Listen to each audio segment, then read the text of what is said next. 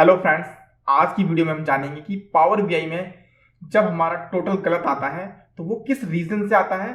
उसका हम राइट जो है इवैल्यूएशन सीखेंगे और देखेंगे कि कैसे हम उस टोटल को ठीक कर सकते हैं। तो ज़्यादा टाइम नहीं वेस्ट करते हैं, चलते हैं अपने स्क्रीन पर। और यहाँ पर एक सिंपल सी टेबल आप यहाँ देख पा रहे होंगे जिसमें सेगमेंट है और उनकी कुछ वैल्यूज हैं। अब इनके बेस पर मैं एक पिवट यहाँ बना रहा हूँ, segment and sum of value. ये कुछ नहीं है, बस वैल्यू वाला जो कॉलम है उसका सम है।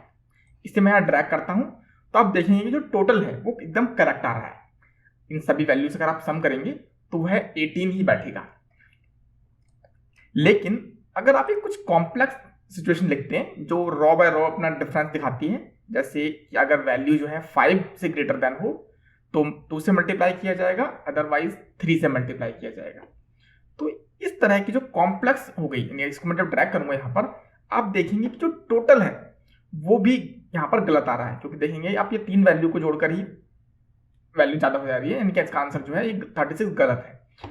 वो रीजन ये है कि ये जो लॉजिक हम इसके टोटल पे मान रहे हैं वो लॉजिक नहीं लग रहा है। यहाँ पर वो लॉजिक लग रहा है कि ये वैल्यू अगर 5 से ग्रेटर देन है टोटल जो उसका, तो 2 से मल्टीप्लाई किया जाए, इसलिए ये 18 इंटू 2 36 हो रहा है। लेकिन हम चाहते हैं कि इन सभी रॉ का टोटल किया जाए। तो देखिए, जो पावर बीआई में जो टोटल होता है वो एक्चुअल में इन वैल्यूज का सम नहीं होता है। अगर ये जो टोटल 18 है वो हमें लग रहा है कि इन सभी वैल्यूज का सम है, लेकिन ये सम इसका नहीं है। लाइन बाय लाइन यहाँ पर जो ये एंट्री सम की जा रही है, ये लाइन बाय लाइन जो ये इवैल्यूएट की जा रही है और जो टोटल इवैल्यूएट किया जा रहा है, दोनों में डिफरेंस है। ठीक है, वन बाय वन समझते हैं। सबसे पहले समझते हैं इस वैल्यू का जो उसके अंदर वैल्यूज है। तो ये जो है इस पर जो फिल्टर कॉन्टेक्स्ट अप्लाई हो रहा है वो सिर्फ इस ए का है, राइट। लेकिन जो टोटल है वो इन सभी के सम नहीं है।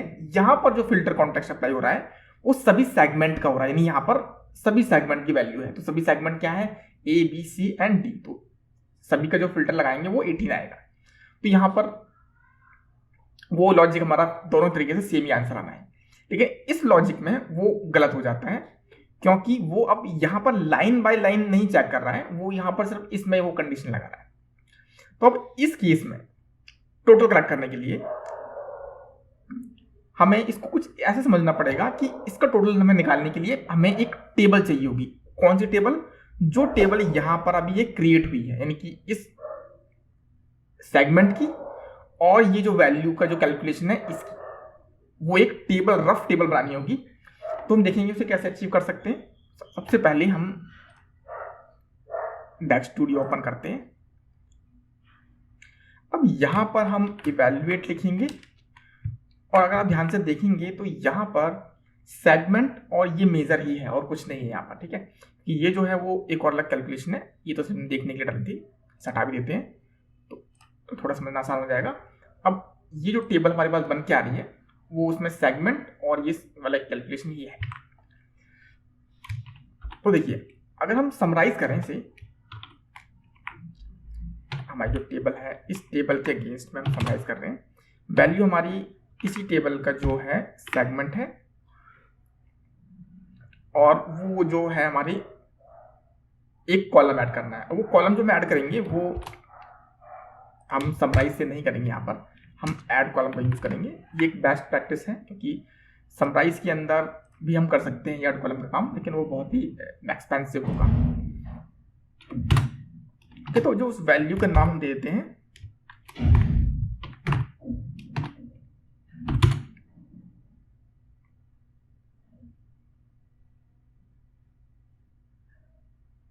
तो उस वैल्यू का हम नाम दे देते हैं उस मेजर का, सॉरी ये नहीं है वो, तो उस वैल्यू का हम नाम दे देते हैं, ये मेजर आ गया, ब्रैकेट क्लोज करता हूं ऐड कॉलम का। अब इसे रन करते हैं। अब आप देखेंगे ये सेम वही रिजल्ट आ रहा है, ये जो टेबल आ रही है वो सेम ये टेबल आ रही है, राइट। अब मुझे इस टेबल की ये वैल्यू है उसे सम कराना है। अगर आप मुझे यहां पर अगर मैं सम एक्स का यूज करूं तो इस टेबल का जो ये टेबल है, इस टेबल का कौन सा कॉलम है, वो ये कॉलम है। तो इस कॉलम को मैं यहां पर लेता हूं और मुझे यहाँ कर्ली ब्रेसेस भी लगानी होंगी वरना इसका आंसर नहीं आएगा। ठीक है, अब देखिए अब ये 48 आ रहा है, अब ये करेक्ट आंसर आ रहा है। अगर इन सबको इस सबको जोड़ेंगे तो वो 48 बैठेगा। यानी कि अब अगर मैं ये सम एक्स वाला जो फॉर्मूला है ये भी मैं यहां पर डाल दूं, अगर मैं इस कैलकुलेशन यहां पे करूं,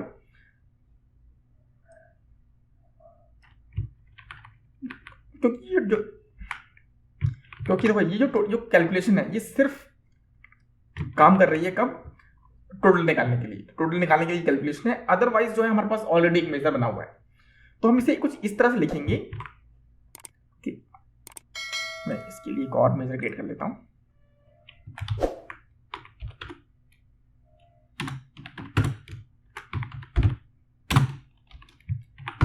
करेक्ट टोटल करके। देखिए हमारे पास दो मेजर हैं, एक मेजर है ये वाला और जो दूसरा मेजर है वो अभी हमने जो सम एक्स का लिखा है वो है। तो इस केस में हम इनको वेरिएबल में डाल देते हैं।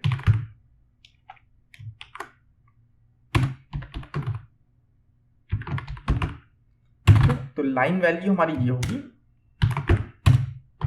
और टोटल वैल्यू जो है हमारी वो ये होगी।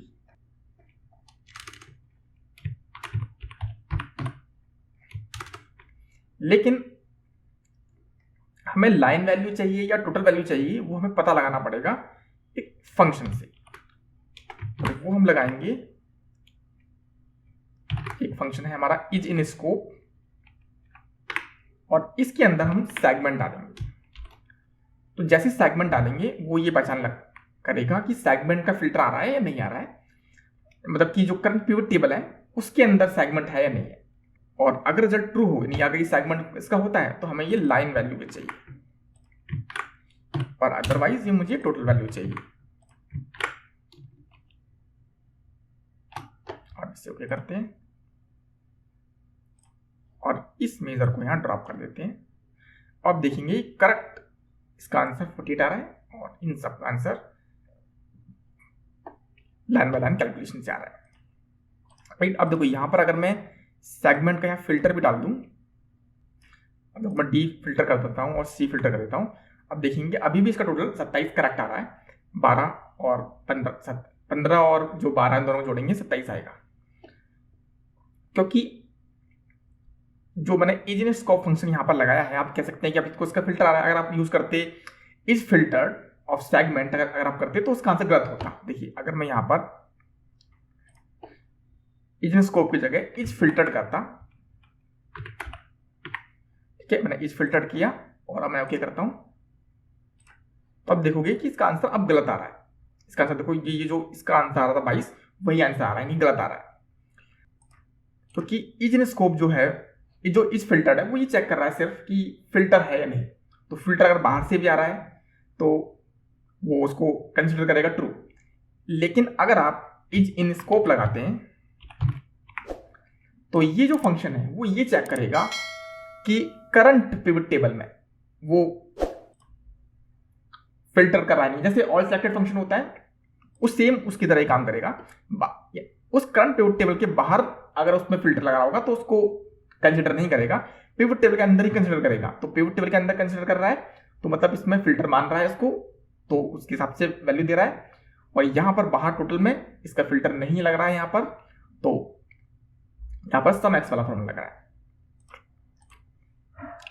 तो ये जो है काफी एक इंपॉर्टेंट कॉन्सेप्ट है, क्योंकि ज्यादातर हम पावर बीआई में यूज करते हैं और सही तरीके से हम नहीं समझ पाते हैं कि कैसे इवेल्युएट हो रहा है फंक्शन, जिस वजह से हमारे आंसर गलत आते हैं। So that's all for today guys. अगर आपका कोई ऐसा डाउट फंस जाता है तो आप कमेंट कर सकते हैं, मैं उसे नेक्स्ट वीडियो में सॉल्व करने की कोशिश करूंगा। ये वीडियो अगर आपको हेल्पफुल लगी है तो अपने दोस्तों के साथ शेयर कीजिए। अगर आपने अभी तक सब्सक्राइब नहीं किया है चैनल को तो प्लीज सब्सक्राइब कीजिए। मैं मिलता हूं आपसे नेक्स्ट वीडियो में, तब तक के लिए गुड बाय।